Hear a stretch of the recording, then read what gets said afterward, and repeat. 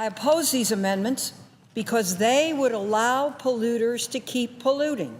They would endanger public health and welfare, and they would increase our dependence on oil. And this is exactly the opposite of what we should be doing. As the lead author of the bipartisan 10 in 10 Fuel Economy Act with Senator Snowe and Senator Ted Stevens, which passed this body by voice vote, I would like to explain why the McConnell amendment would undermine fuel economy and lead to less efficient vehicles in the United States. The amendment would legislatively prevent EPA from acting to reduce vehicle emissions that threaten our public health after 2017, and it would also strip California of its right to protect its own citizens from dangerous pollution.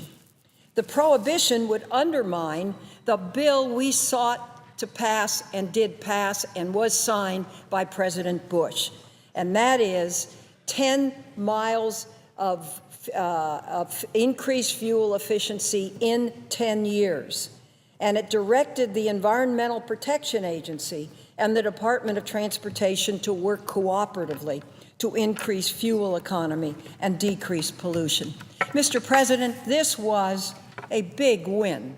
Unfortunately, these amendments not only stop the vehicle rules, the McConnell amendment strips EPA of its authority to enforce the Clean Air Act with regard to pollutants that EPA scientists have conclusively determined endanger public health, and that the Supreme Court has said the EPA must enact in the Massachusetts decision.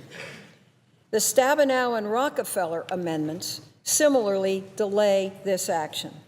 Polluters would be able to continue to pollute, and the agency charged with protecting us from this pollution would be powerless to stop it or even limit it.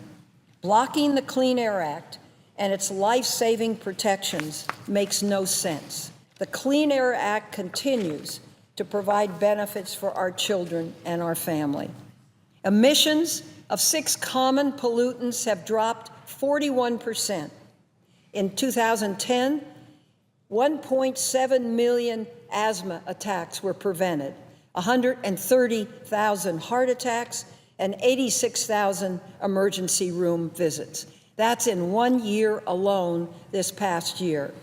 And it provides economic benefit to the United States.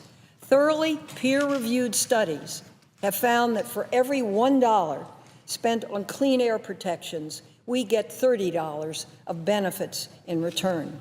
In 2020 alone, the annual benefits of the Clean Air Act's rules are estimated to be nearly $2 trillion. Now, advocates for these amendments argue the United States cannot afford environmental protection. They continue to say we must poison our air and water in order to develop our country. I just don't believe that. Pollution is a burden on our economy. It's not a force for good. And cost-effective reduction makes our nation stronger, not weaker. We harm our economy when we ignore pollution.